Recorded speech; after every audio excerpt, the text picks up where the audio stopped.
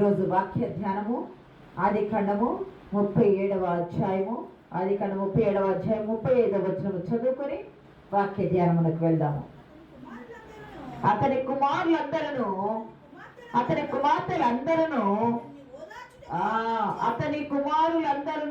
కుమార్తెలందరూ అతనిని ఓదార్చుటకు యత్నము చేసిరి. అయితే అతడు ఓదార్పు నొందనలక నేను అంగలార్చుచు మృతుల లోకమునకు నా కుమారుని యొద్దకు వెళ్ళుదునని చెప్పి అతని తండ్రి అతని కోసం ఏడ్చెను. ప్రియ సంగమా, దేవుని బిడ్డలారా, ఇక్కడ గమనించినట్లయితే పోయిన వారం మనం చెప్పుకున్నాం, మన దేవుడు ఎటువంటి దేవుడు అయ్యా అంటే మన దేవుడు మార్చువాడు. నీ జీవితంలో ఏ స్థితులు ఏ పరిస్థితులు ఉంటే వాటి నుండి నిన్ను మార్చాడు అంటే పోయిన వారం 2 అంశాలు చెప్పుకున్నాం. చేదును మధురంగా మార్చాడు. మారా దగ్గర చేదు నీటిని మధురమైన వాటిగా మార్చాడు, మొదటి అంశము. రెండవది, నీ దుఃఖమును సంతోషముగా మార్చువాడు. నీ దేవుడు ఎటువంటి వాడయ్యా? మార్చువాడు అనుకున్నావు. ఏమి మార్చాడు? నీ చేదును మధురంగా మార్చాడు, నీ దుఃఖమును సంతోషంగా మార్చాడు. మూడవది, ఈరోజు ప్రకారం మొదటి అంశం ఏమిటాయంటే నీ దేవుడు ఎటువంటి దేవుడు అయ్యంటే నీ అంగలార్పును నాట్యముగా మార్చేవాడు. దేవుని నామానికి మహిమ కలుగును గాక. నీ అంగలార్పును నాట్యముగా మార్చాడు. ప్రసంగ గ్రంథము 3వ అధ్యాయము ఒక మాట ఉంటుంది, ప్రతిదానికి సమయము కలదు. ప్రతిదానికి చదవడమా? ప్రసంగ గ్రంథము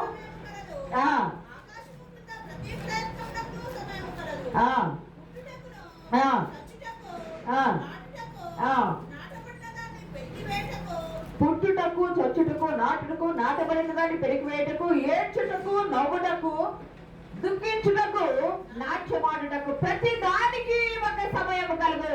సూర్యుని క్రింద భూమి మీద ఉన్న ప్రతి దానికి ఒక సమయం కలదు. నీ జీవితంలో చేదు ఉంటే చేదును అనుభవించడానికి ఒక సమయం కలదు. చేదును మధురముగా మార్చడానికి ఒక సమయం కలదు. నీ జీవితంలో దుఃఖం ఉంటే దుఃఖం అనుభవించడానికి ఒక సమయం కలదు. దుఃఖమును ఆయన సంతోషముగా మార్చడానికి ఒక సమయం కలదు. నీ జీవితంలో అంగలార్పు ఉంటే, అంగలార్పు అంటే ఏడ్చినకు ఓపిక లేకుండా అంగిలి పెరుచుకట్టుకుపోయి గొంతంతా ఎండిపోయి మాట రాకుండా ఉండే స్థితి అంగలార్చుట అంటే డీహైడ్రేషన్ అయిపోయే సిచ్యుయేషన్ వచ్చింది. అంగలార్చుటకు ఒక సమయం కలదు, అంగలార్పును నాట్యముగా మార్చుటకు ఒక సమయం కలదు. ఎంతో మంది అసలు అంగలార్పు అంటే విలాపము, బైబిల్ గ్రంథం ప్రకారము విలాపము. మరి ఎవరైనా ఉన్నారా విలపించే వాళ్ళంటే? ఇర్మియా ప్రవక్తని విలాప ప్రవక్త అంటారు. ఇర్మియా ప్రవక్తని విలాప ప్రవక్త. అతను ఎంత నమ్మకంగా జనులకు పరిచర్య చేసినా జనులు అంగీకరించలేదు ఇర్మియాని. నమ్మకమైన సేవకుడు, నమ్మకమైన ప్రవక్త, పెద్ద ప్రవక్త. ఎంత పరిచర్య చేసినా ఆయన మాట వినలేదు. తీసుకెళ్లి రాజును ఏం చేశారంటే ఊబి లాంటి చెరసాల చీకటి మధ్య గృహంలో బంధించారు. కాలు పెడితే అసలు అందుకే గుమ్మ మూలిగింది అంటారు కదా, గుమ్మ మూలిగినట్టు మూలిగేవాడంట. చింకి చిరాకులైన పాత వస్త్రములు పొత్తి గుండలకు వాడతారు కదా, చింకి ఇట్లా పట్టుకుంటే చీకిపోయే బట్టలు లాంటి కుప్పలు కిందకు వేసి ఊగులాంటి దానిలో ఇక్కడ చేతుల కింద పెట్టుకో నిన్ను పైకి లాగుతావంటే అంత మెత్తటి వస్త్రములు పెట్టి పైకి లాగేంత ఇబ్బంది పడిపోయాడు ప్రవక్త. అటువంటి ఊపులు వేస్తే మూలుగుచ్చు ఉండే ప్రవక్త. కానీ అయ్యా దేవుడిని చెప్పాడు, మీరు వినండి అని చెప్తే అతన్ని చెరసాల్లో బందీ గృహంలో వేశారు. కానీ దేవుడు అతని ద్వారా చెప్పిన మాటలు తప్పనిసరిగా నెరవేరినా కూడా అతన్ని చేర్చుకోవడానికి వారు ఇష్టపడ. ఎందుకంటే విలాప ప్రవక్త విలాపముతో కూడి చెప్పాడు. అంగలార్చేవాడు, గొంతు ఎండిపోయి తాగడానికి నీళ్లు లేక చేతులు 2 కట్టి వేయబడ్డవాడయ్యి చాలా దుఃఖించే ప్రవక్త. కానీ అలాగ దుఃఖపడ్డ దేవుడి కొరకు అలాగ బాధలు అనుభవించిన ఆయన చెప్పిన మాట దేవుడు నెరవేర్చి నిజమైన ప్రవక్తని ప్రజలకు రుజువుపరిచాడు. ఇక్కడ మనం బైబిల్లో ఎంతో మంది ఉన్నారు అంగలార్చిన వాళ్ళు. కానీ మనం గమనించినట్లయితే మనం బాగా ఎరిగిన వాళ్ళు మనకి తెలిసిన యాకోబుని తీసుకుంటే చాలా సార్లు చెప్పుకున్నాం. యాకోబుకి లేయా, రాహేల్ అని ఉన్నారు భార్యలు. రాహేలు కొరకు 14 సంవత్సరాల దాసత్వం చేసి ఇదంతా చెప్పుకునే చరిత్ర, ఎరిగిన చరిత్రే. అయినప్పటికీ లేయాకు ఆ సంప్రదాయం ప్రకారం మోసం చేసి మామ లాబాను లేయాని పెళ్లి చేశాడు. 6 సంతానం ఆమెకు, దాసికెత్తిన 6 కుమారులు, మొత్తం 8 మంది కుమారులు ఆమెకు పుట్టారు. రాహేలు తన దాసినిస్తే 2 పిల్లలు పుట్టారు. మొత్తము దగ్గర 10 మంది అయ్యారు. 10 మంది సంతానము కలిగిన తర్వాత వృద్ధాప్యంలో ఉన్నటువంటి ఎన్ని సంవత్సరాలకు పుట్టారయ్య అంటే 108 సంవత్సరాలకు పుట్టారని జ్ఞాపకం పెట్టుకోవాలి మనం. 108 సంవత్సరాలప్పుడు వృద్ధాప్యంలో తాను ప్రేమించి ఇష్టపడి 14 సంవత్సరాలు దాసత్వం చేసుకున్న రాణేళ్లకు యేసేపు పుట్టాడు. యేసేపు పుట్టిన కొన్ని సంవత్సరాలకే తండ్రి ఇంటి నుండి తిరిగి వచ్చేస్తూ ఉన్నాడు కదా. తండ్రి ఇంటి నుండి తిరిగి వచ్చేటప్పుడు మార్గ మధ్యంలోనే ఎఫ్రాతా మార్గం దగ్గర బెన్యామీను పుట్టాడు. బెన్యామీను చూస్తూనే ఆమె చనిపోయింది. కొద్ది సంవత్సరాలు, ఒక 3 సంవత్సరాల తేడానే ఉంటుంది తన చిన్న అన్నదమ్ములు ఇద్దరికి. గమనించండి, ప్రేమించిన భార్య చనిపోయింది, ప్రేమించి ఇష్టపడి పెళ్లి చేసుకున్న భార్య చనిపోయింది. కుమారుడు పుట్టి ఉన్నాడు, చిన్న కుమారుడు. ఇప్పుడు 17, పెద్ద కుమారుడు 17 ఏళ్ళు వచ్చింది. పెద్ద కుమారుడు అంటే యేసేపునకు 17 ఏళ్ళు వచ్చినాయి. ప్రేమించిన భార్యకు తొలిచూలు సంతానము యేసేపు. ఆ యేసేపు 17 సంవత్సరాలు వచ్చిన తర్వాత యేసేపు కలలుగంటున్నాడు. యేసేపుకు నిలువుటంగి, విచిత్రమైన నిలువుటంగి కుట్టించాడని అన్నలు వ్యసన పడ్డారు. అన్నలు పాపము చేస్తుంటే ఆ పాపపు పనులను కూడా తండ్రికి తీసుకొచ్చి కుమారుడు చెప్తున్నాడు. అతని మీద వ్యసనపడి, అసూయపడి అతన్ని చంపాలని చూసి ప్రయత్నం చేశారు. కానీ వద్దని అన్నలు హెచ్చరించడం వల్ల ఐగుప్తులకు విద్యను కమ్మేశారు. ప్రియ సంగమ, ఇదంతా చెప్పుకున్న చరిత్ర కదా. అక్కడికి వెళ్ళాడు, కాలము గడిచిపోయింది. అక్కడికి వెళ్ళాడు, కాలం గడిచిపోయింది. కాలము గడిచిపోయిన తర్వాత ఇక్కడ ఎంత గొప్ప అద్భుతాలు జరిగినాయి అంటే కరువు కాలం ప్రారంభమైంది. కరువు కాలం ప్రారంభమైన తర్వాత అప్పటికే కుమారుడు దూరమై 21 సంవత్సరాలుగా వస్తుంది. దగ్గర యేసేపు చనిపోయాడు అనుకున్నారు. అయితే ఆ కుమారుడు అన్నదమ్ములు ఒక మిద్యానీయులకు అమ్మివేసి అతని విచిత్రమైన నిలువుటంగి నిమిత్తం వ్యసనపడ్డారు, అసూయపడ్డారు కదా. ఆంగి తీసి ఒక మేకను చంపి మేక రక్తంలో ముంచి తీసుకెళ్లి తండ్రికి చూపించి, ఇది నీ కుమారుడేనా, ఈ అంగి నువ్వు గుర్తుపట్టు, నీ కుమారుడేనా, దుష్ట మృగము వాడిని చీల్చి వేసను అని చెప్తే అంగిని గుర్తుపట్టి, ఇది నా కుమారుడే, నా కుమారుడు చనిపోయాడని ఆ వృద్ధాప్యంలో ఉన్న ఆ తండ్రి ఎంత దుఃఖపడ్డాడు. ఆ వృద్ధాప్యంలో ఉన్న ఆ తండ్రి అంత దుఃఖపడ్డ ఆ కుమారుడు. ప్రియ సంగమా దేవుని బిడ్డలారా, 108 సంవత్సరాల వయసులో ఆ కుమారుడిని పోగొట్టుకుంటే ఎంత దుఃఖం అనుభవిస్తాడు. ఆ కుమారుడు దూరం అయిపోయేటప్పుడు 17 సంవత్సరాల వయసు గల కుమారుడు కదా. ఆ కుమారుడు దూరం అయిపోతే నా కుమారుడేంటి, అతని కుమార్తెలందరూ వచ్చి అతన్ని ఓదార్చారు. గమనించండి, 22 సంవత్సరాల పాటు అబద్ధాన్ని మోసాడు అన్నదమ్ముడు. 22 సంవత్సరాల పాటు అబద్ధాన్ని కాపాడారు అన్నదమ్ములు. గమనించినట్టయితే అబద్ధాన్ని మోసారు, అబద్ధాన్ని కాపాడారు. తండ్రికి ఏం చెప్పారు, నీ కుమారుని దుష్టమృగం చీల్చి వేసింది, చనిపోయాడని చెప్పాడు. ఆ తండ్రి చనిపోయాడు, తమ కుమారులు చెప్పిన మాట మీద చనిపోయాడు. 20 సంవత్సరాలేమో తల్లిదండ్రులకు దూరం అయిపోయాడు, 22 సంవత్సరాలేమో కుమారునికి దూరం అయిపోయాడు. ప్రియ సంగమా దేవుని బిడ్డలారా, మనం మరి గమనించినట్లయితే అయ్యో అతను అంటాడు, అందరూ నేను అంగలార్చుచు మృతుల లోకమునకు నా కుమారుని యొద్దకు నేను వెళ్ళేదను. నేను అంగలార్చుచు మృతుల లోకమునకు ఎక్కడికి వెళ్తా, నా కుమారుని యొద్దకు నేను వెళ్తానని వివరిస్తూ ఉన్నాడు. అయితే కొన్ని సంవత్సరాలు కాలము గడిచిపోయిన తర్వాత, కాలము తిరిగిన తర్వాత ప్రియ సంగమా దేవుని వెళ్ళారా, ఐగుప్తులో ధాన్యం ఉంది, ప్రపంచంలో ఇంకెక్కడ ధాన్యం లేదు. ఐగుప్తులో మాత్రమే ధాన్యం ఉండదని తెలిసినప్పుడు యాకోబు తన కుమారుడు అంటారు, మీరు వెళ్ళి ధాన్యము తీసుకొని రండి అన్నప్పుడు అన్నదమ్ములు ఒకరు చూసుకుంటారు. ఎందుకంటే నిజం ఆ 10 మందికే తెలుసు. ఆ 10 మంది అబద్ధాన్ని దాచిపెట్టారు, అబద్ధాన్ని మోస్తూ వచ్చారు. తండ్రికి అబద్ధం చెప్పారు కదా. ఎందుకు మీరు ఒకరు చూసుకున్నారు? ధాన్యం తెమ్మన్నప్పుడు ధాన్యానికి వెళ్ళి ధాన్యం తీసుకుని వచ్చేటప్పుడు మొదటిసారే తన తమ్ముడైన యేసేపు అన్నదమ్ములు గుర్తుపట్టారు. కానీ అన్నదమ్ములు గుర్తుపట్టలేదు. మళ్ళా వెళ్ళారు. అట్లా తిరుగుతూ ఉన్న సమయంలో ఒకరోజు గుర్తుపట్టి, ఒకరోజు తట్టుకోలేక తనను తాను బయలుపరుచుకున్నప్పుడు, మీరు నన్ను అమ్మివేసిన మీ తమ్ముడైన యేసేపును నేనే, మీ ప్రాణ రక్షణకు ముందుగా దేవుడు నన్ను పంపించును. మన తండ్రి బ్రతికి ఉన్నాడా, సజీవుడిగా ఉన్నాడని వాళ్ళ తమ్ముడిని అందరినీ చూసుకున్న తర్వాత అన్నప్పుడు, మీరు వెళ్ళి తండ్రిని తీసుకొని రండి అని వాళ్ళకి దుస్తులు, ఆహారము, గాడిదలు ఇచ్చి అన్నీ ఇచ్చి పంపించాడు. బండ్లు అన్ని ఇచ్చి పంపించాడు. వాళ్ళు తిరిగి వచ్చి తండ్రితో చెప్తారు. ఒక మాట చదవండి మా మాట, 46వ అధ్యాయము 29-30 వచనాలు చదవండి.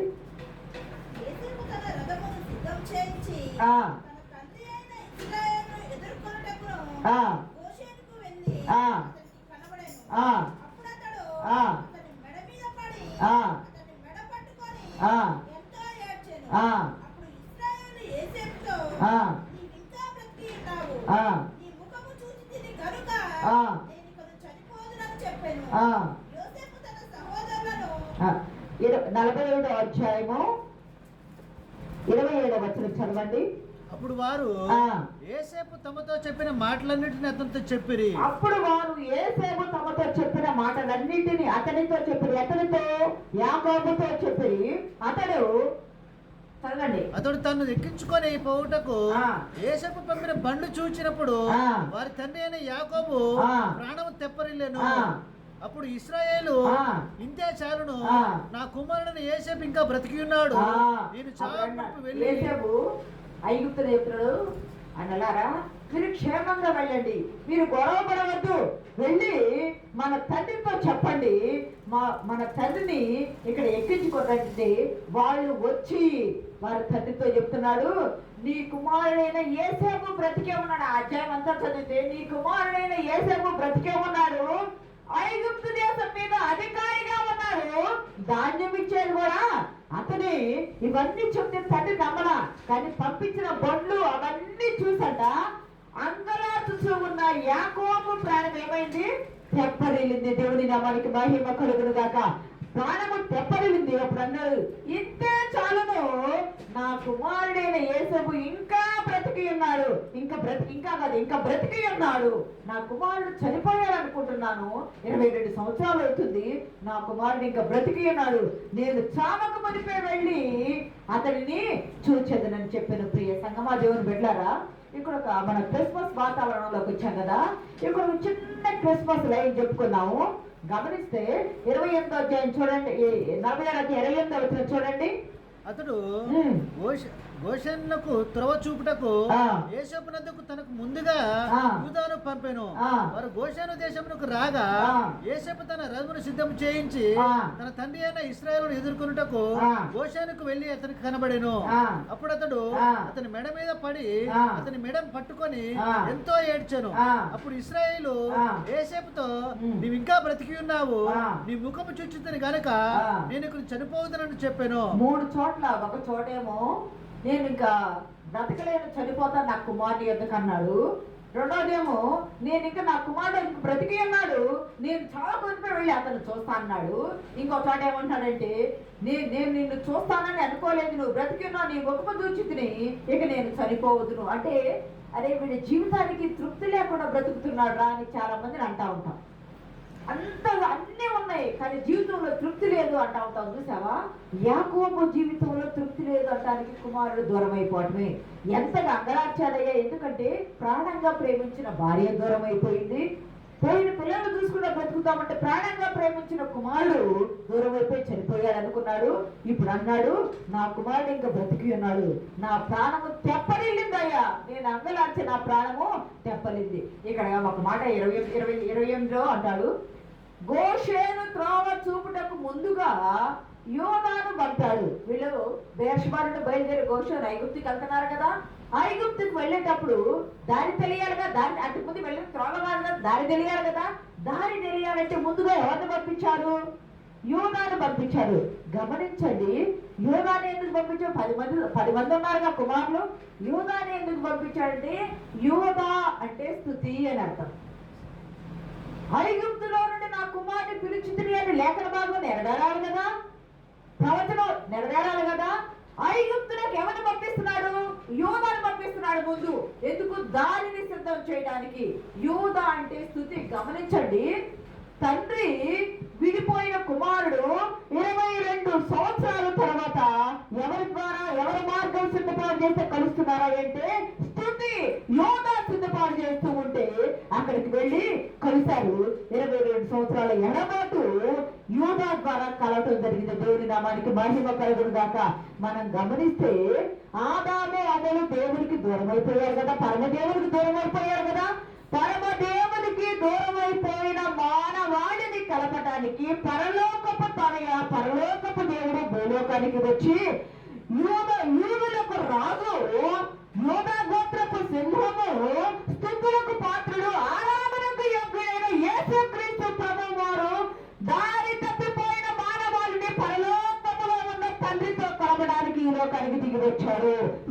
యూదులకు రాజు. అక్కడ ఈ లోకపు తండ్రి అయిన యాకోబు యోసేపును కలపడానికి యోదా వెళ్ళాడు. పరలోకపు తండ్రితో కలపడానికి ఈ లోకపు యూదుల రాజు అక్కడ యోదా వెళ్ళాడు. ఇక్కడ యూదుల రాజు వచ్చి మానవాళిని తండ్రితో సమాధానపరచడానికి పరలోకం నుండి దిగి వచ్చి శిశువుల పాకలు పశువుల తొట్టులకు శిశువుగా వచ్చి ఉన్నాడు. దేవుని నామానికి మహిమ కలుగును కాక. ఆ కుమారుని చూసిన తర్వాత అంటాడు, అయ్యా 50 అధ్యాయం చూడవసరం లేదు కానీ 48 అధ్యాయం 50 వచనములు అంటాడు, నిన్ను చూస్తానని నేను అనుకోలేదయ్యా.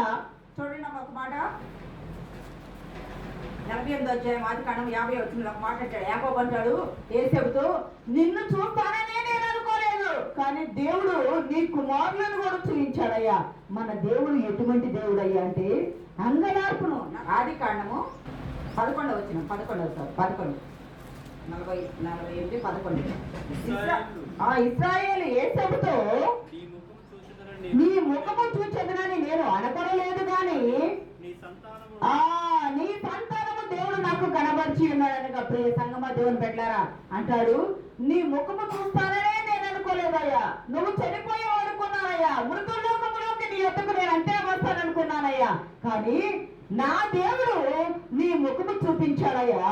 నీ తర్వాత కాలంలో అంటారు, నీ ముఖమే చూస్తానని నేను అనుకోలే, ఇక నీ ముఖము చూసా నేను చనిపోతాను అనుకున్నా. ఇప్పుడు అన్నాడు చివర తాను చనిపోయే ముందు అంటాడు, నీ ముఖమే చూస్తానని అనుకోలేదు, కానీ దేవుడు నీ పిల్లలను కూడా నాకు చూపించాడయ్యా. మన దేవుడు ఎటువంటి దేవుడు అయ్యా అంటే అడిగిన దానికంటే ఊహించిన దానికంటే అత్యధికముగా ఇవ్వడానికి శక్తి కలిగిన దేవుడు. దేవుని నామానికి మహిమ కలుగును గాక. ప్రియ సంగమ దేవుని బిడ్డలారా, మన చేదును మధురంగా మార్చే దేవుడు, మన దుఃఖాన్ని సంతోషంగా మార్చే దేవుడు, మన అంగలార్పును నాట్యంగా మార్చే దేవుడు, పరలోకపు దేవుడు ఈ లోకానికి దిగి వచ్చి విడిపోయిన తండ్రితో సంబంధాన్ని కలపడానికి వారధిగా మధ్యవర్తిగా యోధావలే వచ్చాడు. యోధా గోత్రం సింహంగా వచ్చాడు, యూదులకు రాజుగా వచ్చాడు, శిష్యువుగా వచ్చి అక్కడ ఒక తండ్రి కుమారుని కలిపాడు. ఇక పరమ తండ్రిని సర్వ మానవాళిని ఆయన సంతతిని కలపడానికి వచ్చాడు. అదే క్రిస్మస్ అంటే ఏంటి? నీ దుఃఖము తెచ్చడమే క్రిస్మస్, నీ దుఃఖము సంతోషంగా మార్చడమే క్రిస్మస్, నీ చెడును మధురంగా మార్చడమే క్రిస్మస్, నీ అంగలార్పు నాట్యంగా మార్చడమే క్రిస్మస్. ఇంకోటి చూస్తున్నాం చూడండి, కీర్తన అంశంలో పోదాం. కీర్తన గ్రంథం 18వ అధ్యాయం 28వ వచనం చూడండి. కీర్తన గ్రంథము,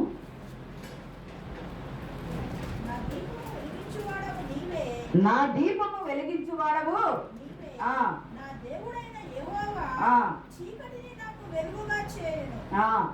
నా దీపము వెలిగించువాడవు నీవే, నా దేవుడైన యెహోవా చీకటిని నాకు వెలుగుగా చేయను. చీకటి నాకు ఇది ఈరోజు చెప్పుకున్న మొదటిదేమో అంగలార్పు నాట్యంగా మార్చే దేవుడు, రెండోదేమో చీకటిని వెలుగుగా మార్చే దేవుడు.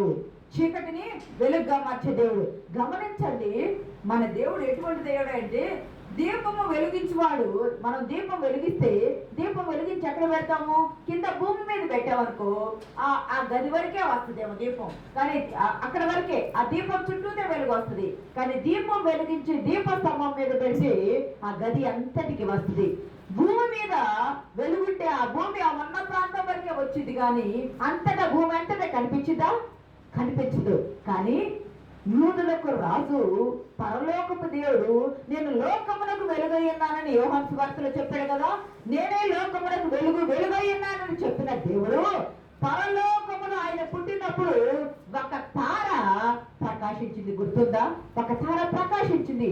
ఎందుకయ్యా అంటే భూమి మీద వస్తే భూమి మీద ఉన్న మనుషులకే కనిపించింది. కానీ ప్రియ సంగమా, ఆకాశములో వెలిగే ఆ ధ్రువతార, ఆకాశములో ప్రకాశించే ఆ తార సర్వ మానవాళి దృష్టి ఆకాశం వైపు ఉంటది. నేనే లోకములకు వెలుగై ఉన్నాడు. గమనించండి, సృష్టిని చేసేటప్పుడు సృష్టిని తయారు సృష్టి కానీ కలగాలని పలకక మునుపు అంతటా ఏముంది? చీకటి నిండి ఉంది. చీకటి నిండి ఉన్న ఆ చీకటిని దేవుడు ఏం చేశాడు అంటే వెలుగు కలుగుగాక అని పలికెను. వెలుగు కలుగుగాక అని పలక వెలుగైతే దేవుడు ఏం చేశాడు? మన దేవుడు మార్చువాడు అని అనుకున్నాం కదా. ఏమి మార్చాడు? చీకటిని వెలుగుగా మార్చాడు. చీకటిని వెలుగును వేరుపరిచాడు. మనం ఎవరమయ్యా? అంటే మనం వెలుగు సంబంధం ప్రియ సంగమ దేవుని పెట్టారా 112వ కీర్తన 4వ వచనంలో ఒక మాట ఉంటుంది. మనం ఎవరమయ్యా అంటే వెలుగు సంబంధం. చీకటితో మనకు పొత్తు లేదు. యేసుక్రీస్తు ప్రభు వారు లోక చూడవలసిన లేదు. లోక సువార్త 22:53 అంటాడు కదా, ఆయన గెత్సేమనే వనంలో ఉన్నప్పుడు రాత్రికాల సమయంలో వచ్చి వారందరూ పట్టుకున్నప్పుడు నేను సమాజ మందిరంలో పగలంతా మీ ఎదుటే ఉన్నాను కదా, మీరు నన్ను పట్టుకోలేదు కదా, కానీ రాత్రి వచ్చి ఎందుకు పట్టుకుంటున్నారయ్యి అంటే ఇది అంధకార సంబంధమైన గడియ, అంటే చీకటి అపవాది గడియ. పగలంతా అంటే వెలుగు, వెలుగైన దేవుడు. 12:4 ఒక మాట్లాడిన కీర్తనలో యథార్థవంతులకు యథార్థవంతులకు చీకటిలో కూడా వెలుగు పెట్టాను.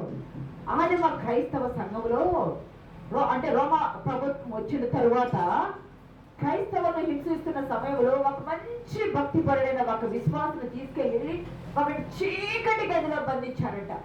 అసలు అక్కడ ఏమి ఉంటుందో కూడా, ఈ చెయ్యి ఎక్కడ ఉందో ఈ చెయ్యికి తెలియదంత చీకటి ఉన్న దానిలో బంధించి వేశారంట. ఆ భక్తుడు ప్రార్థన చేస్తున్నాడంట, అయ్యా యథార్థవంతులకు చీకటిలో వెలుగు పుట్టినన్నావు కదా, ఇక్కడ చీకటిగా ఉంది, ఒంటరిగా ఉన్నా, నాకు నీ తోడు కావాలా, నీ వెలుగు కావాలయ్య అంటే ఆయనకి ఎక్కడి నుండి వెలుగు వచ్చిందో తెలియదు కానీ వెలుగు వస్తుందంట. తీరా జాగ్రత్తగా గమనిస్తే అక్కడ ఎప్పటి నుండో ఈ మిడుగురు పురుగులు ఉంటాయి కదా, మిడుగురు పురుగుల గుంపంతా అక్కడ ఉండి ఉందంట. ఈయన అక్కడికి వేయగానే ఈయన అంటే మనిషి శ్వాస వస్తుంది, దేవునితో మాట్లాడే మాటల వినికిడి వస్తుంది కదా, ఆ శబ్దానికి మిడుగురు పొరుగు ఎగురుతూ ఆయన వెలుగు కలిగించేటట్టు చూసినాయంట. మన దేవుడు అంటాడు యథార్థవంతులకు చీకటిలో కూడా వెలుగు పుట్టను. యథార్థంగా ప్రార్థన చేసుకున్నాడు. అంత గాఢాంధకారమైన చీకటిలో కూడా ఆ దైవజనునికి, ఆ భక్తుడికి దేవుడు మిడుగురు పొరుగుల ద్వారా వెలుగును ప్రకాశింపజేశారు. ప్రియ సంగమా దేవుని బిడ్డలారా, సృష్టిలో ప్రారంభంలో చీకటి ఉంది. ఆ చీకటిని పారదోలని దేవుడు ఏం చేశాడు, వెలుగును పుట్టించాడు, వెలుగులో సృష్టిని చేశాడు. ఆ సృష్టిని మళ్ళా చీకటిలోకి ఆదాము అవ్వను నెట్టారు. ఆ చీకటి పారదోలటానికి నేను లోకానికి వెలుగయ్యున్నానని యేసుక్రీస్తు ప్రభు వారు వచ్చారు. లోకానికి వెలుగైన యేసుక్రీస్తు ప్రభు వారు శిలువ మీద ఉన్నప్పుడు ఆ వెలుగు, లోకానికి వెలుగు వచ్చిన ప్రభువు ఆయన వెలుగు ఎలా కనిపించింది సర్వ మానవాళికి? తారవల్లి నక్షత్రం ద్వారా కనిపించింది. ఆ తారను చూసే కదా అందరూ చూశారు, కానీ వెంబడించి అనుసరించిన వాళ్ళు కొంతమంది, జ్ఞానులు మాత్రమే అనుసరించి వెంబడించిన వారు, అందుకే వారు జ్ఞానులు అయ్యారు. ఆయన పుట్టినప్పుడు వెలుగు ప్రకాశించింది. ఆ వెలుగులో తారలు నడిచి వచ్చారు. వెలుగైన దేవుడు సిలువలో మరణించే సమయంలో గాఢాంధకారమైంది. 12 గంటల మొదలుకొని 3 గంటల వరకు. అపవాది అనుకున్నదంట, నీ పని అయిపోయింది, నీ వెలుగు అయిపోయింది, నీవు చీకటే, ప్రారంభంలో ఉన్న చీకటే, మళ్ళా ఇప్పుడు కూడా చీకటే అయింది అని అనుకున్నారు. కానీ ఆ చీకటి తెరలు తొలగిపోయి నీతి సూర్యుడు మళ్ళా పునరుద్ధరణుడయ్యాడు. దేవుని నామానికి మహిమ కలుగును గాక. ఆయన వెలుగైన దేవుడు లోకానికి వెలుగును తీసుకొచ్చాడు. ప్రియ సంగమా దేవుని వెళ్ళారా, వెలుగును తీసుకొస్తే 119 కీర్తనలో మార్చుకుంటున్నామా, 119, 105లో నీ వాక్యము నా పాదములకు దీపము, నా త్రోవకు వెలుగయ్యున్నది. ఆయన వాక్యము మనం చీకటిలో నడుస్తూ ఉంటే ఆ వాక్యమును మన హృదయంలో నెమరు వేసుకుంటా ఉంటే మన పాదాలకు దీపమైంది, మన త్రోవకు వెలుగైంది. ఆయన వెలుగైన దేవుడు నీకు వెలుగొనటానికి వచ్చాడు. నీ జీవితంలో కష్టమనే చీకటి ఉండవచ్చు, దుఃఖమనే అంధకారం ఉండవచ్చు, అసలు ఎవరో త్రిప్పివేయలేనటువంటి గాఢాంధకారము ఉండవచ్చు. కానీ దేవుని బిడ్డలకి ఎలాగుంటుందంటే, గమనించండి, చాలాసార్లు మనం చెప్పుకున్నాం కదా, 10 తెగుళ్ళలో ఒక తెగులు చీకటి కదా. ఒకే దేశంలో ఉన్నారు కదా, ఐగుప్తు దేశంలో ఉన్న ఐగుప్తులకేమో చీకటిగా ఉంది, అదే ఐగుప్తులో గోషేను ప్రాంతంలో ఉన్న ఇశ్రాయేలీయులకు వెలుగుగా ఉంది. దేవుడు ఏం చేశాడు, చీకటిని వెలుగును వేరుపరచాడు, మార్చాడు. తన బిడ్డలకు నిత్యము ఆయన వాక్యము వెలుగుగా ఉంటుంది. జీవితాలను మార్చడానికి, నీ జీవితంలో అంధకారమైన మన చీకటి శక్తులు ఉంటే ప్రభు వాక్యం ద్వారా వాటిని మనం పారదోలుకోవాలా. వాక్యము లేకపోతే నువ్వు చీకట్లో నడుస్తావు, వాక్యము లేకపోతే నీ జీవితము గాఢాంధకారము, వాక్యము లేకపోతే నీ గృహములో చీకటి శక్తులు రాజ్యం చేస్తాయి, వాక్యము లేకపోతే అంధకార శక్తులు నీరు లేని చోట్ల అపవాది తనకంటే చెడ్డమైన 7 దయ్యాలను తెచ్చుకొని నివాసం చేసిందని ఉన్నది కదా. అంధకార చీకటి శక్తులు నివాసము చేయడానికి ఉంటది. నీవు వాక్యం ద్వారా వెలిగించబడాలా? నీవు వెలుగుతూ ఇతరులకు వెలుగును అందించాలా? వెలుగైన దేవుడు మనకు తోడుగా ఉంటే మనం చీకటి శక్తుల బిడ్డలము కాదు, వెలుగు బిడ్డలమి. ఎప్పటి వరకు వెలుగు మనతో ఉంటుందయ్యా అని అంటే 2వ పేతురు పత్రికలో ఉంది చూడండి. 2వ పేతురు పత్రిక 1వ అధ్యాయం 19వ వచనం చూడండి. తెల్లవారి వేకు చుక్క మీ హృదయములో ఉదయించు వరకు ఆ వాక్యము చీకటి గల చోట వెలుగిచ్చు దీపమైనట్టుంది. ఎప్పటి వరకయ్యా? తెల్లవారి వేకు చుక్క మీ హృదయములో ఉదయించు వరకు. యేసుక్రీస్తు ప్రభు వారి వాక్యము మీ హృదయములో ఉదయించు వరకు నీ హృదయము, నీ జీవితము, నీ కుటుంబము, నీ గృహము అంధకారంగా ఉంటది. దేవుని వాక్యము ఎప్పుడైతే నీ హృదయంలో, నీ కుటుంబంలో, నీ జీవితంలో, నీ పిల్లల్లో మీలో ఎలుగుతూ ఉండదో, ప్రకాశిస్తూ ఉండదో, వాక్యమే చేరబట్టుకొని నెమరు వేస్తూ ఉంటారు, అప్పుడు వెలుగుచ్చు దీపం అయితే నీ కుటుంబానికి. ప్రియ సంగమా, వెలుగు యొక్క నివాసం ఎక్కడుంది? దానియేలు అంటాడు కదా, దానియేలు 2:22లో వెలుగు యొక్క నివాస స్థలము ఆయన ఎంత ఉంది. చీకటి అంతా ఉన్నప్పుడు లోకం మీద వెలుగు కలుగుగా కానీ దేవుడు తండ్రి అన్నారంటే వెలుగు ఎక్కడి నుండి వచ్చిందయ్యా? చదవడం ఆ మాట. ఆయన కాలములను సమయములను మార్చువాడై ఉండి, ఆయన కాలాలను మార్చువాడు, సమయాలను మార్చువాడు, రాజులను నియమించువాడు, రాజులను త్రోసివేయవాడు, జ్ఞానులకు జ్ఞానమును జ్ఞానులకు జ్ఞానమును, వివేకులకు వివేకమును అనుగ్రహిస్తూ ఆయన మరుగు మాటలు మర్మములు బయలుపరచును. అంధకారములోని సంగతులు ఆయన తెలియను. వెలుగు యొక్క నివాస స్థలము, అంధకారములో సంగతులు కూడా ఆయనకు తెలుసు. వెలుగు యొక్క నివాస స్థలము ఆయన యొద్దను. దేవుని నామానికి మహిమ కలుగును గాక. ఈ రోజు నీ అంగలార్పును దేవుడు నాట్యంగా మారుస్తూ ఉన్నాడు. ఈ రోజు నీ చీకటిని వెలుగుగా మార్చే దేవుడు. ఎందుకంటే చీకటి వేరుపడుగా కలగ చీకటి వేరుపడిపోయింది. చీకటిని మార్చి నీ జీవితాలు ప్రకాశించినట్లు, ఇతరులకు మార్గదర్శకంగా ఉండినట్లు నీ జీవితాల్లో ఆయన వెలుగు కుమ్మరించుగాక. వెలుగైన దేవుడు నేనే వెలుగన్నాను. ఆ పరలోకపు వెలుగే భూమి మీద శిశువుగా అవతరించింది. అదే మనకు క్రిస్మస్. ప్రియ సంగమా, 3 అంశాలకు వెళ్దాం. ద్వితీయోపదేశ కాండం 23వ అధ్యాయము 5వ వచనం చూడండి. అయితే నీ దేవుడైన యెహోవా నీ నిమిత్తము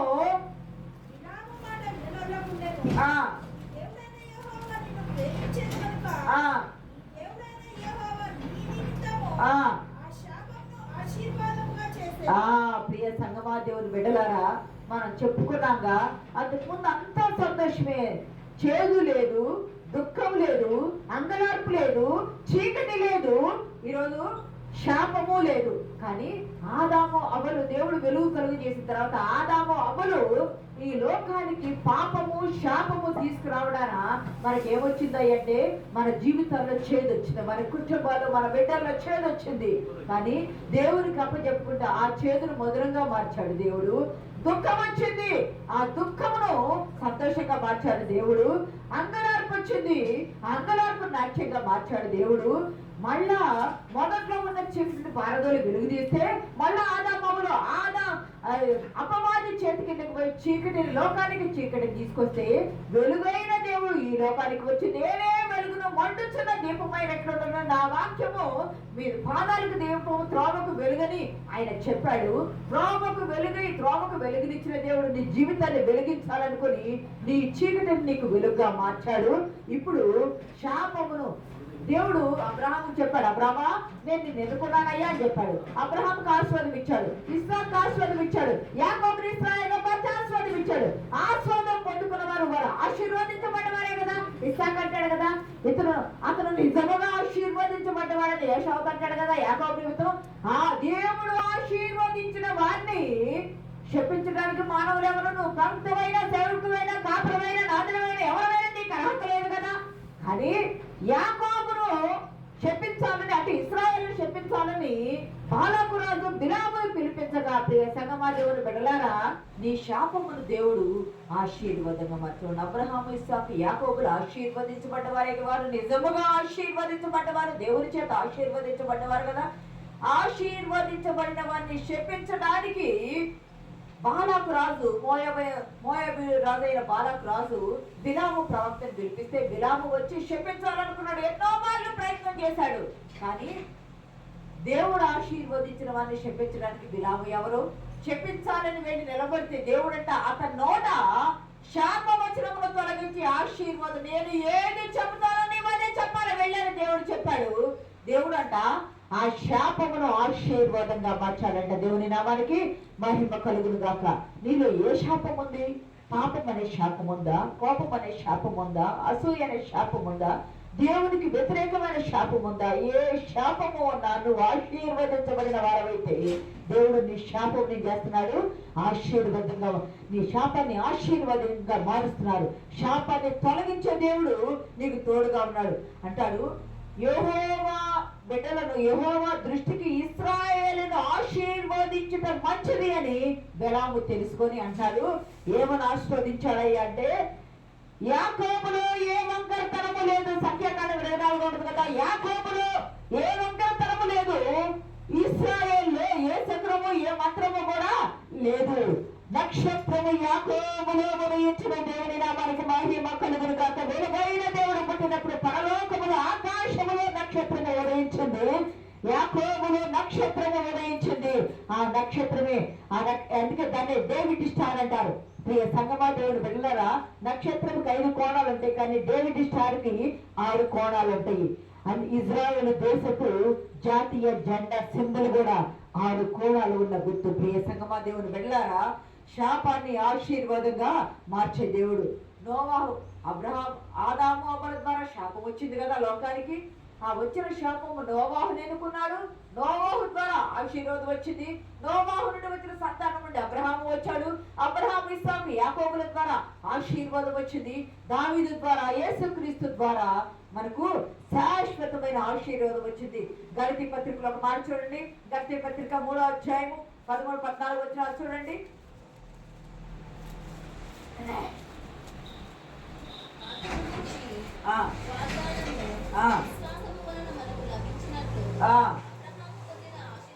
అబ్రహాము పొందిన ఆశీర్వచనము యేసుక్రీస్తు ద్వారా, అబ్రహాము పొందిన ఆశీర్వచనము యేసుక్రీస్తు ద్వారా అన్యజనులు పొందుకొనుటకై. గమనించండి, లోకం మీద, ప్రజల మీద, మానవాళి మీద ఏముందయ్యా అంటే శాపం ఉంది. కానీ శాపం ఉన్న లోకం మీద దేవుడు ఒక జాతిని ఎన్నుకొని, అబ్రహాముని ఎన్నుకొని ఆశీర్వదిస్తానని చెప్పారు కదా. అబ్రహాము నుండి వచ్చిన యేసుక్రీస్తు ద్వారా మన మీద ఉన్న శాపాన్ని ఆయన మోసుకొని ఆయన ఆశీర్వాదం మనకిచ్చాడు. దేవుని నామానికి మహిమ. చదవడం ఆ మాట గట్టిగా. క్రీస్తు మన కోసము శాపమై ధర్మశాస్త్రం యొక్క శాపము నుండి మనల్ని విమోచించెను. ఇందును గూర్చి మాన మీద వేలాడిన ప్రతివాడు శాపగ్రస్తుడు. ప్రియ సంగమా, మనము శాపములో ఉన్నాము, మనం ఆశీర్వదించబడిన వారమే. ఆశీర్వాదం మనకు శాశ్వతం కావాలంటే పరలోకము నుండి వచ్చిన అబ్రహాము కుమారుడైన యేసుక్రీస్తు ప్రభువారు ఆ శాపమును సిలువలో తాను మోసి పరలోకము నుండి తీసుకొచ్చిన ఆశీర్వాదం అబ్రహాముకి ఇచ్చాడు కదా దేవుడు. ఆ ఆశీర్వాదాన్ని మనం స్థిరపరచడానికి శాపమును ఆశీర్వాదంగా మార్చాడు. దేవుని నామానికి మహిమ కలుగును గాక. ఇప్పటి వరకు నీ జీవితంలో శాపగ్రస్తమైనది ఏదైనా కట్టబడి, కొట్టబడి, నింపబడి ఉంటే ఈ రోజు వాక్యం ద్వారా దేవుడు అబ్రహాము నుండి వచ్చిన ఆశీర్వాదము, ఆదాము నుండి వచ్చిన శాపాన్ని యేసుక్రీస్తు మార్చి ఆ శాపము తాను మోసి తాను తెచ్చిన ఆశీర్వాదం మనకి ఇవ్వడానికి వచ్చాడు. అదే క్రిస్మస్. దేవుని నామానికి మహిమ కలుగును గాక. ప్రియ సంగమా దేవుని బిడ్డలారా, ఇక్కడ మనం గమనించినట్లయితే ఎందుకయ్యా, ఎందుకు దేవుడు నిన్ను ఆశీర్వదించాలి? ఎందుకు నిన్ను దేవుడు ఆశీర్వదించాలి? నీలో మంచితనం ఉందనా? నీలో భక్తి ఉందనా? నీలో విశ్వాసం ఉందనా? నువ్వు గొప్పవాడువనా? నీకు ఘనత ఉన్నదనా? ఏ మంచితనము మనలో ఉన్నదని దేవుడు మనల్ని ఆశీర్వదించాలి. అసలు మనం ఏమి కోరుకుంటామయ్యా అంటే, మనం ఏం కోరుకుంటామయ్యా అంటే, అందరికంటే అందరి దృష్టి మన మీదే ఉండాలని కోరుకుంటాం. మానవులమైన మనం ఏం కోరుకుంటాం? అందరి దృష్టి మన మీదే ఉండాలా? అందరికంటే మనం వేరు. అందరి దృష్టి మన మీద ఉండాలా? అందరికంటే మనం వేరు. అందరికంటే నన్నే గుర్తించాలి ఎవరైనా అనుకుంటా. ఈ 3 మానవుల్లో ఉంటాయి. ఈ 3 అపవాది. ఈ 3 అపవాది అనుకుంది కదా. నా సింహాసనం హెచ్చించుకుందని అనుకోలే కదా, పడదోయబడింది. ఈ 3 ఉన్నాయి. కానీ మనల్ని ఎందుకయ్యా దేవుడు ఆశీర్వదించాలి అంటే, యేసుక్రీస్తు దృష్టి మన మీద ఉండాలి కాబట్టి మనం ఆశీర్వదించబడాలి. యేసుక్రీస్తు దృష్టి మన మీద ఉండాలి కాబట్టి మనం ఆశీర్వదించబడాలి. ఆయన మనల్ని తన బిడ్డలుగా చీకటి బంధువులుగా కాకుండా వెలుగు సంబంధులుగా వేరుపరిచాడు కాబట్టి మనం ఆస్వాదించబడాలి. ఆయన మనకు పేరు పెట్టి పిలిచి రక్షణ ఇచ్చాడు కాబట్టి నీవు నా సొత్తు అన్నాడు కాబట్టి మనము ఈ 3 విషయాలు గుర్తుపెట్టుకోవాలా. ప్రభు దృష్టి అందరికంటే మన మీద ఉండాలి.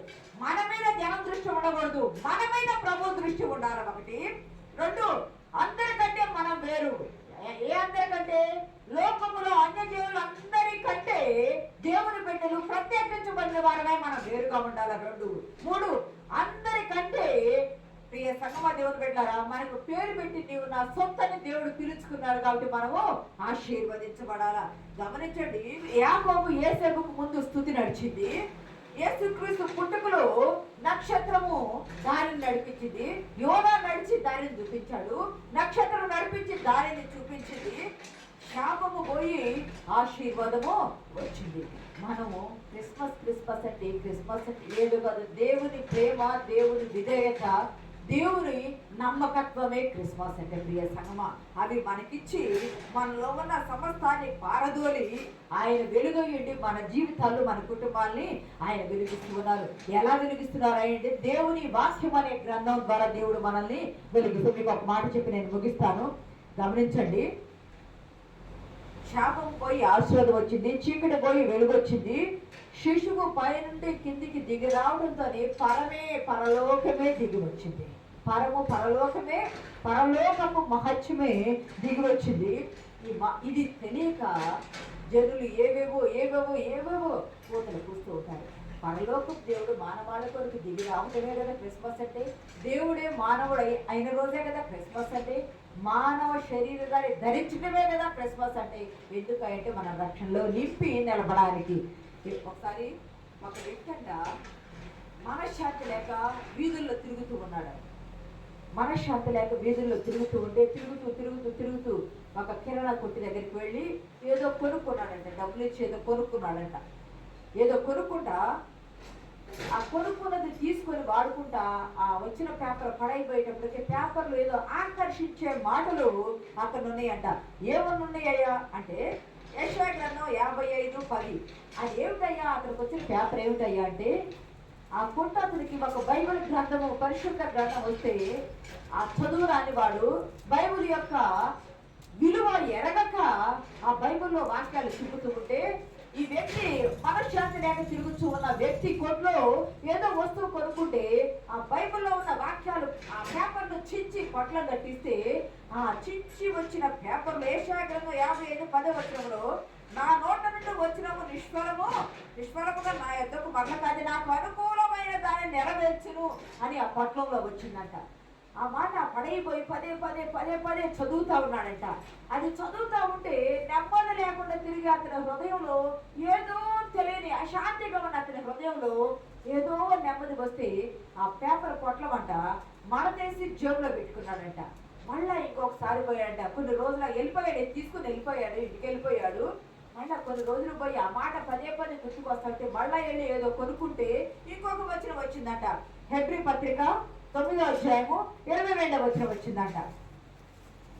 హెబ్రీ పత్రిక, రక్తము చిందింపకుండా పాప క్షమాపణ కలుగదు. 9:22 ఏమొచ్చిందయ్యా? ధర్మశాస్త్ర ప్రకారము సమస్త వస్తువులను రక్తం చేత శుద్ధి చేయబడును. ఏదైనా రక్తము చిందింపకుండా పాప క్షమాపణ లేదు. నీవు శుద్ధి చేయబడాలి. అది వస్తువు గాని మనిషి గాని ఏదైనా శుద్ధి చేయబడాలంటే రక్తము చిందింపకుండా పాప క్షమాపణ లేదంటే మొదటి వచనమేమో దేవుని నోట నుండి వచ్చి ఏ మాట కూడా నిష్ఫలం కాదు. అది కార్యం జరిగిన తర్వాతే తండ్రి ఎందుకు వెళ్తానండి. మళ్ళీ ఒక రోజు లాగా వచ్చేటప్పటికి ఏమొచ్చిందయ్యా అంటే హెబ్రీ పత్రికలో రక్తం చిందింపకుండా పాప క్షమాపణ లేదు. ఎవరయ్యా ఈ వ్యక్తి అంటే నరహత్య చేసి నరహత్య నిమిత్తం జైలు శిక్ష అనుభవించి మనశ్శాంతి కోల్పోయి జైలు నుండి బయటికి వచ్చి మనశ్శాంతి కోల్పోయి తిరుగుతూ ఉన్న వ్యక్తి ఇతను. ఈ మాటలంటే అతని హృదయాన్ని గుచ్చుచూ ఉన్నాయంట. చించబడిన పేపర్ ద్వారా, బైబిల్ పేపర్ ద్వారా అతని హృదయంలో దేవుడు వాక్యం ద్వారా కార్యం చేస్తున్నాడంట. మళ్ళా వెళ్ళాడట. మళ్ళా కొన్ని రోజులకు వెళ్ళి తీసుకొని వచ్చిన రెండో రోజుకి వెళ్ళి మళ్ళా ఏదో కొనుక్కుంటే మళ్ళా అతను చించి కిరాణా కొట్టు అతను చించి ఇస్తే ఈసారి వచ్చిందంటే మొదటి యోహాను పత్రిక 1వ అధ్యాయం 7-9 వచనాల్లో మంచి మధురమైన వాక్యాలు. అయితే ఆయన వెలుగులోనున్న ప్రకారము మనములో వెలుగులో నడిచిన ఎడల ఆయన ఇప్పుడు ఎక్కడున్నాడు ఈ వ్యక్తి? చీకట్లో ఉన్నాడు, నరహత్య చేసి చీకట్లో ఉన్నాడు. తన హృదయము, తన జీవితము, తన కుటుంబం అంతా చీకటి నిండిపోయింది. వాక్యం చదువుతూ ఉంటే అతని హృదయానికి, మనసుకు వెలుగు అనిపిస్తుంది. చీకట్లో ఉన్న అతను వాక్యం చేస్తే అక్కడ ఒక మాట్లాడది చదవమా. మనము అన్యోన్య సహవాసం గలవారమై ఉందము. అప్పుడు ఆయన కుమారుడైన యేసు రక్తము పాపము నుండి మనల్ని పవిత్రులుగా చేయును. యేసు రక్తము ప్రతి పాపము నుండి మనల్ని పవిత్రులుగా చేయును అని ఆ మాటలు పదే పదే హృదయాన్ని గుచ్చుకునే గమనించండి ప్రియ సంగమా. కొట్టుకు వెళితే కిరాణా కొట్టు అతను ఇచ్చిన ఆ చిన్న పేపర్ మొక్కలు, చింపబడిన బైబిల్ గ్రంథంలోని పేపర్ మొక్కలు ఒక నరహత్య చేసే జీవితంలో, అంధకారంలో ఉన్న అతని జీవితానికి వెలుగునిచ్చి మార్చబడి అతను రక్షణ పొందుకుని ఈ వాక్యము 3 మాటలే నా జీవితాన్ని మార్చింది కదా, నా చీకటిపై నాకు వెలుగైంది కదా అని అతను అనుకున్నాడు. ప్రియ సంగమా, దేవుని బిడ్డలారా, నిత్యము బైబిల్ గ్రంథం మన దగ్గర ఉంటుంది.